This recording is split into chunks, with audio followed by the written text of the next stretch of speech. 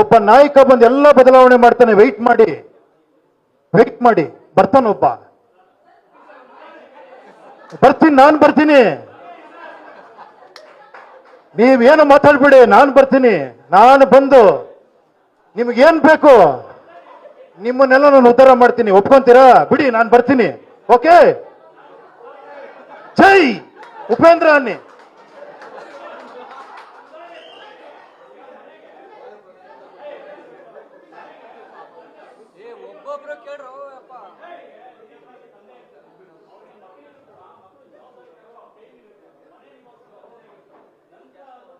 ಅದಕ್ಕೆ 21 ವರ್ಷಕ್ಕೆ ಓಟ್ ಹಾಕಕ್ ಬಿಟ್ಟಿರೋದು.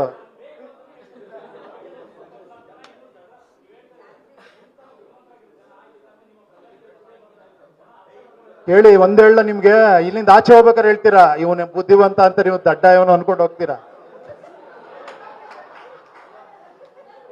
ಬುದ್ಧಿವಂತ ಆಗಿದ್ರೆ ಇದ್ರಲ್ಲಿ ನಿಂತ್ಕೊಂಡು ಆಗ್ಬೋದಾಗಿತ್ರಿ. ಇಷ್ಟೊತ್ತಿಗೆ ಅವನು ಒಂದು MP ಆಗ್ಬೋದಾಗಿತ್ತು ಅಟ್ಲೀಸ್ಟ್. ದಡ್ಡ. ನನಗೆ ನೀವಾಗ್ಬೇಕು, ನೀವು ರಾಜರಾಗಬೇಕು, ನೀವಾಗಬೇಕು.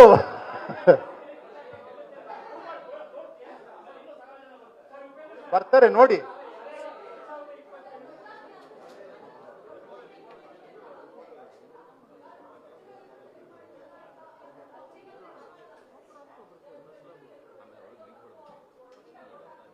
ಈಗೇನು ಹೊಗಳ್ತಾ ಇದಾರೆ ನಿಮ್ಮನ್ನ, ಬಹಳ ಅದ್ಭುತವಾಗಿ ವೋಟ್ ಮಾಡ್ಬಿಟ್ಟಿದ್ದೀರಾ ನೀವು ಅಂತ.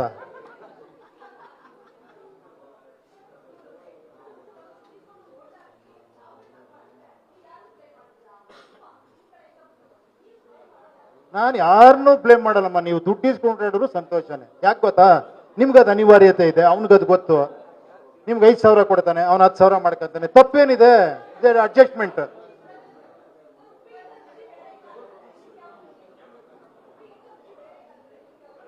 ನಿಮ್ಮೆಲ್ಲರ ಒಂದು ಇನ್ವಾಲ್ವ್ಮೆಂಟೇ ರುಚಿ ನನಗೆ.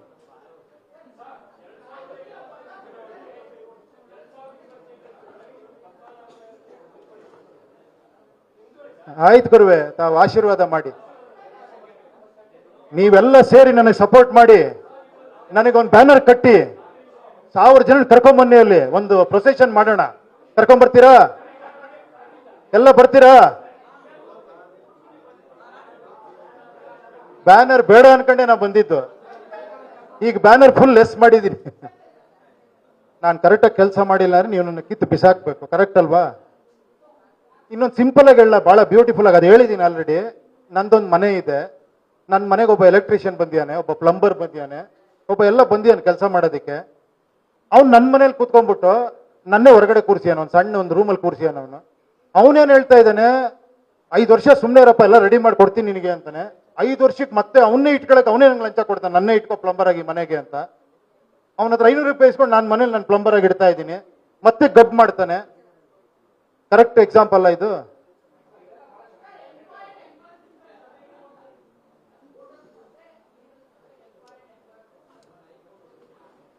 ಹೌದು. ನಾನು ಯಾವಾಗಲೂ CM ನಿಮ್ಗೆ ಹೇಳ್ತಾನೆ ಇದೀನಿ, ಮತ್ತೆ ಅದನ್ನೇ ಕೇಳ್ತೀರ.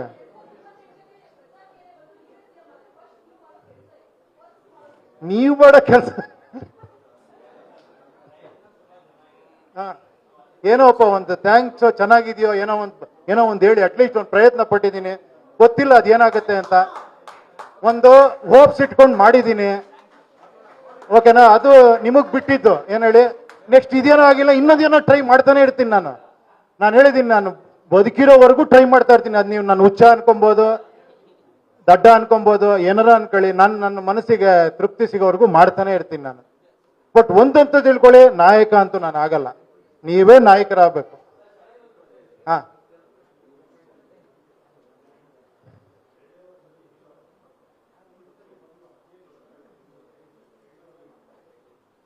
ಇಲ್ಲಿ ನಾನು ಸೈಡ್ ರೋಲೇ ಮಾಡಬೇಕು. ಇಲ್ಲಿ ಓನರ್ಸ್ ನೀವು, ಪ್ರೊಡ್ಯೂಸರ್ ನೀವು, ನಿಮ್ಗೆ ಹೇಳಿದ್ರೆ ಅರ್ಥನೇ ಆಗ್ತಿಲ್ಲ. ದುಡ್ಡು ನಿಮ್ದು, ನಂದಲ್ಲ ಸರ್, ಸರ್ಕಾರದ ಸರ್ ಅವ್ರು ನಮ್ಗೆ 5,000 ರೂಪಾಯಿ ಕೊಡ್ತಾರೆ ಸರ್. ಏನ್ ಸರ್ ನಿಮ್ದು ಲಕ್ಷಾಂತರ ರೂಪಾಯಿ ಇದೀರಿ ಅಂದ್ರೂ ಒಪ್ಪಲ್ಲ ನೀವು. ನಾವೇನ್ ಮಾಡಿ?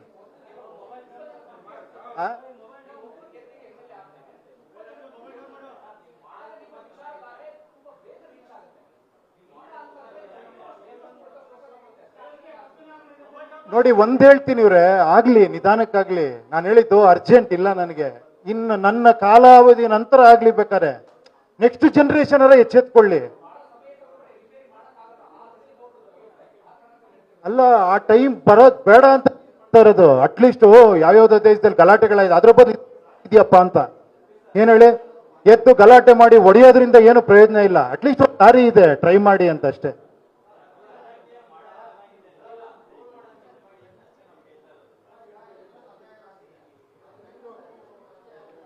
ಯಾರು ಹೇಳಿದ ಅನ್ಯಾಯ ಆಗ್ತಿದೆ ಅಂತ? ಅವರೆಲ್ಲ ಚೆನ್ನಾಗಿದೆ ಅಂತೀಯ, ನೀವು ಅನ್ಯಾಯ ಆಗ್ತಿದೆ ಅಂತ. ನೀವೇ ಎಲ್ಲ ಚೆನ್ನಾಗಿದೆ ಸರ್, ಇನ್ನೊಬ್ರು ಲೀಡರ್ ಬನ್ನಿ ಅಂತ ಇದ್ದೀರಾ ನೀವೇ.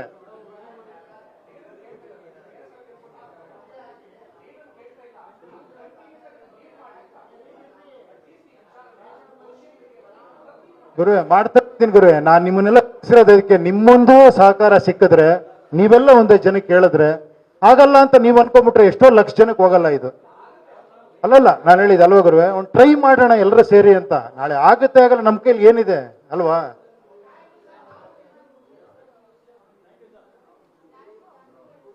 ಅಲ್ಲ ನೋಡಿ, ಇನ್ನೊಂದ್ಸತಿ ನಾನು ಎಲ್ರಿಗೂ ಒಂದು ರಿಕ್ವೆಸ್ಟ್ ಮಾಡ್ತೀನಿ, ನೀವ್ ಏನೇ ಮಾಡೋಕ್ ಮುಂಚೆ ಒಂದ್ಸತಿ ಹಾಕೊಂಡು ಒಂದ್ ಅರ್ಧ ಗಂಟೆ ಟೈಮ್ ಕೊಡಿ. ಒಂದ್ಸತಿ ನೋಡಿ, ಫುಲ್ ನೋಡಿ, ನೋಡ್ರ ಮೇಲೆ ನಿಮ್ಗೆ ಏನನ್ಸುತ್ತೋ ಹೇಳಿ, ನಾನು ಬದಲಾವಣೆ ಮಾಡ್ಕೊಂತೀನಿ.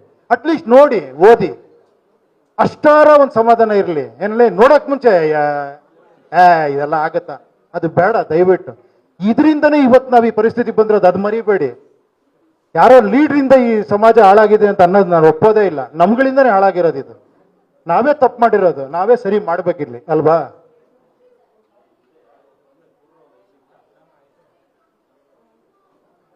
ಅದಕ್ಕೆ ಒಂದ್ಸತಿ ನೋಡಿ, ಫೇಕ್ ಆಗಿ ಎಂಟರ್ ಆಗಿ ನೋಡಿ, ಟ್ರೈ ಮಾಡಿದ್ರೆ ತಾನೇ ನಿಮ್ಗೆ ಗೊತ್ತಾಗೋದು. ಅಲ್ಲ, ಆಗೋದನ್ನ ತಡೀರಿ. ನೀವೇ ಆಗ್ಬೇಕಂದ್ರೆ ಆಗಿ ಇನ್ನೊಬ್ರು ತಡೀತಾರೆ.